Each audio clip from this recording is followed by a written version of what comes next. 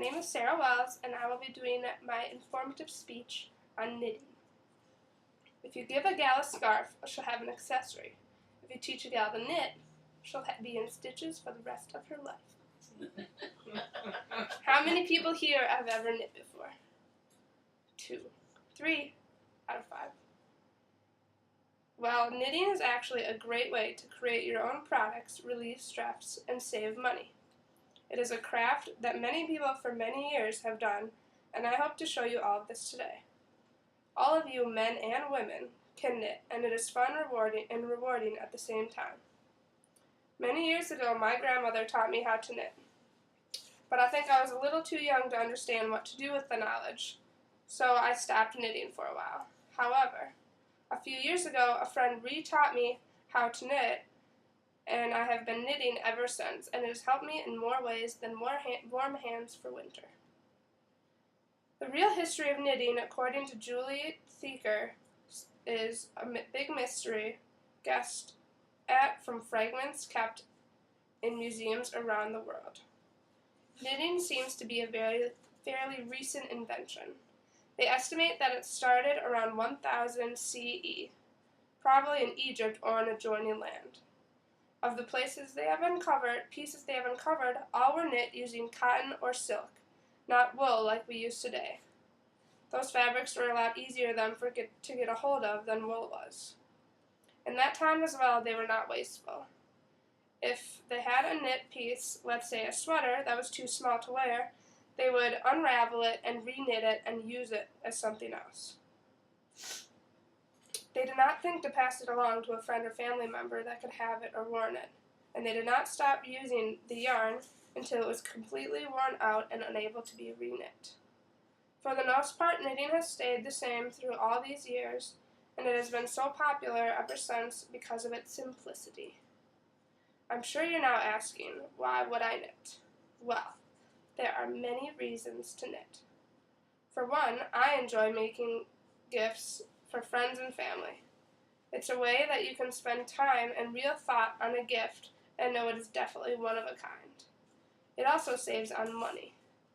You could go buy a reel of yarn for about $4, and that could make a pair of mittens and a hat, depending on the size, even more. Now, if you went to a store, you might be able to find exactly what you're looking for, if you're lucky, but I can bet that it wouldn't be $4. It is also very rewarding to knit. Knowing that you just made exactly what you wanted for little to no money is a great feeling. Speaking of feeling great, if you come home after a long day of work and don't even want to think about your day, knitting is a great way to relax and relieve all the stress from the day. It gives you something to do and to occupy your hands. It usually doesn't take much thinking either, unless you've just learned how to knit or picked a rather difficult pattern. But either way, it lets you forget about the rough day and just lets you get time to yourself. Personally, for me, I enjoy knitting because I can design exactly what I want, and I know that I made it. But what are all these things that I can knit and design myself, you ask? Well, there are many things you can knit. When I started knitting with my grandma, she taught me to make washcloths, which actually are great to make. My grandmother, on the other hand, enjoyed making pot holders.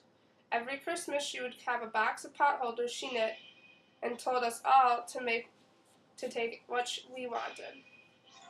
She was very good at making pot holders, but I never did get my hands on her pattern. Once I started up knitting again, I focused on scarves because they were the easiest to make. Since then, I've made mittens, sacks, and hats. I've not yet started a sweater, but hopefully that will be my next project. But don't think that's all you can make. You can knit almost anything: clothing, vests, slippers, skirts, and purses, and many more.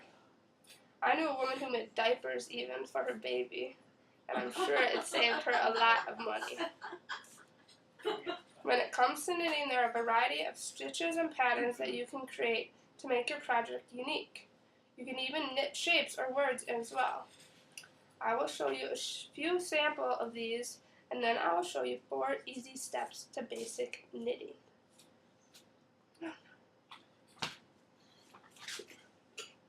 These mittens are striped mittens, and they have hearts in the front of them.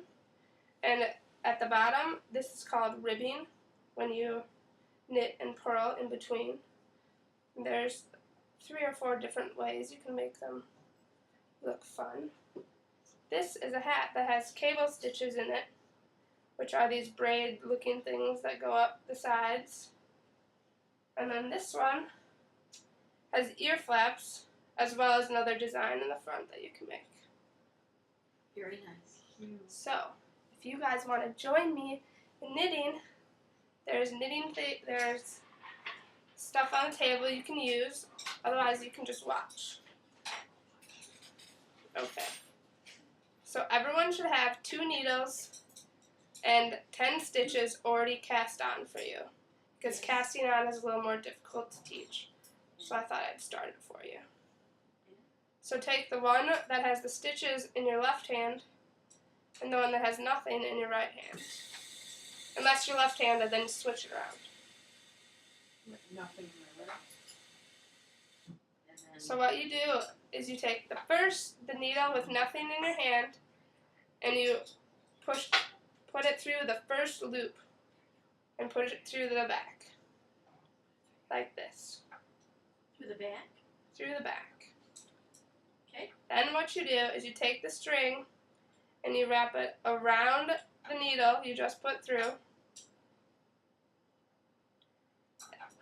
And then you pull that second needle through and take that stitch off the first needle. Like this. To show you one more time, you take the needle on your right hand, you put it through the first stitch from the bottom to the top, and sew that your needle's in back of the first one. Then you wrap it around and pull through, and then take the stitch off. Does everyone understand? Yes. I'll show it one more time. So put the first one through to the back, wrap it around, pull through, and pull off. And this is one that I just did a few minutes ago, which is what it would look like if you kept doing it. Very nice. Very good. To conclude my presentation, I've shown you knitting and everything wonderful about it. I discussed that knitting has been around for many years. Also, we talked about knitting as a relaxing project that is great after a stressful day, and the outcome is very rewarding. It's great whether you make scarves, socks, mittens, or a washcloth. We also went through the 4 easy steps to knitting, and that something simple such as a washcloth is a great starting project. We also went over how there are many ways to knit and create different patterns in making the outcome unique and creative. So now with that information, all of you can go home and start knitting a sweater before the first snowfall. Nice job! Very